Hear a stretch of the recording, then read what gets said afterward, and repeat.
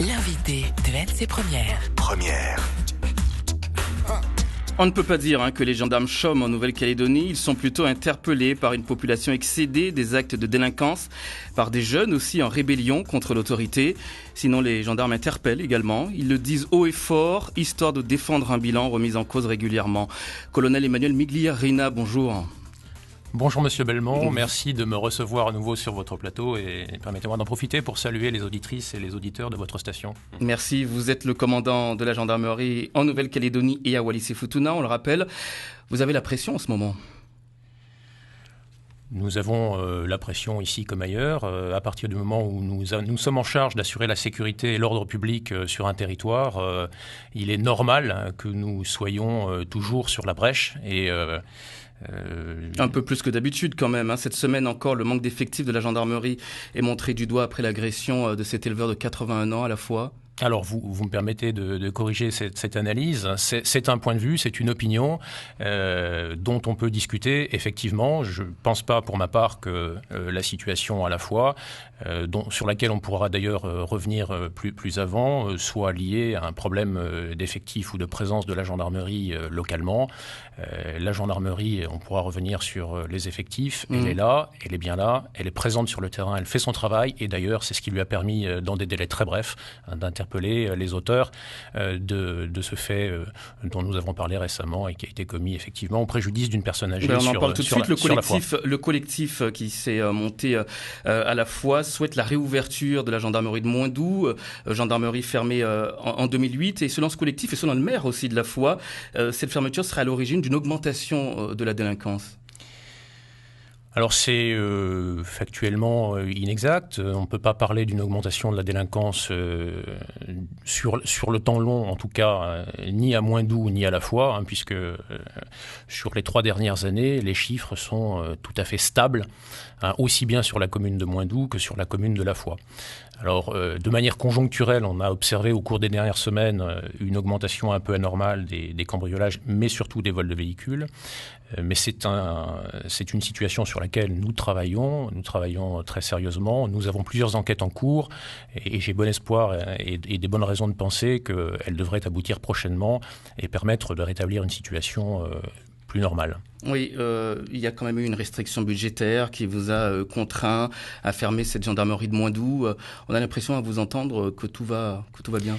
Ce n'est pas ce que je suis en train de dire. Les raisons qui nous ont amenés à fermer la brigade de Moindou sont essentiellement dictées par la recherche d'une plus grande efficience dans la répartition sur le terrain de nos effectifs.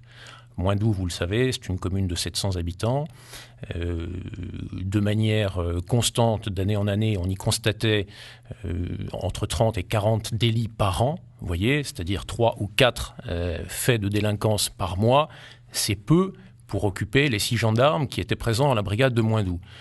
Il a donc été décidé, mais bien avant que je n'arrive, de fermer cette brigade pour redistribuer ses effectifs sur des secteurs plus exposés à la délinquance, notamment sur la brigade de la foi, également sur le peloton de surveillance et d'intervention qui est implanté à la fois, parce qu'il est évident que la réalité de la délinquance est tout autre dans la commune principale de ce secteur des 4 communes de la foi, Saramea, Moindou et Farino. Ah oui, voilà, donc c'est d'abord, ça n'est pas encore une fois une problématique de contraintes budgétaires, mais surtout le souhait de faire en sorte que nos effectifs soient présents là où on avait véritablement besoin d'eux. Voilà. C'est un sentiment en tout cas totalement différent du côté des habitants de la foi, vous l'imaginez bien. Vous ne craignez pas que les gens se fassent justice eux-mêmes ?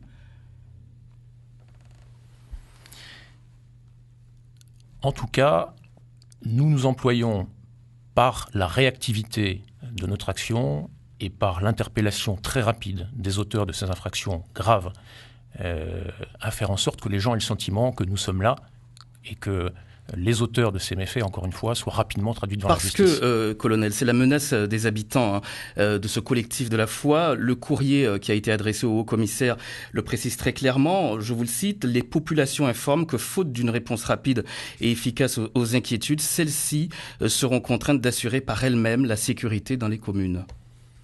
Vous répondez quoi ?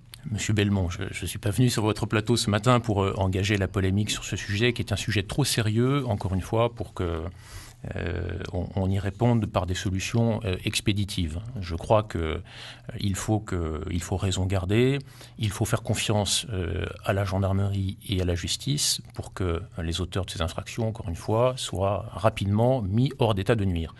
Du reste, et ça c'est ce qui relève des prérogatives des services de l'État.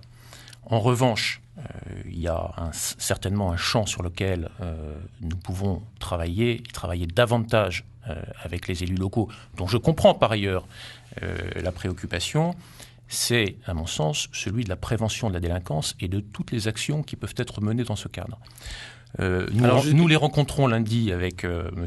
Lécuras, le commissaire délégué de la République pour la province Sud, et ça fera partie évidemment des sujets que nous évoquerons avec eux. Parce que si vous voulez, il y a quand même, pour ma part, un certain nombre de choses, et en tout cas de caractéristiques récurrentes dans les faits de délinquance que nous avons constatés ces derniers temps, qui sont notamment celles de l'âge des auteurs des infractions, qui pour la plupart d'entre eux, vous le savez, sont des mineurs ou des jeunes majeurs, et la réponse policière et judiciaire aux faits de délinquance ne suffit pas à épuiser le sujet. Alors justement, comment travailler justement pour faire baisser cette délinquance des mineurs dans le secteur, en Nouvelle-Calédonie en général? Vous travaillez avec les familles? Alors, la gendarmerie ne travaille pas directement avec les familles. Vous n'êtes pas sans savoir que la prévention de la délinquance est une des attributions importantes des collectivités, au premier rang desquelles les communes.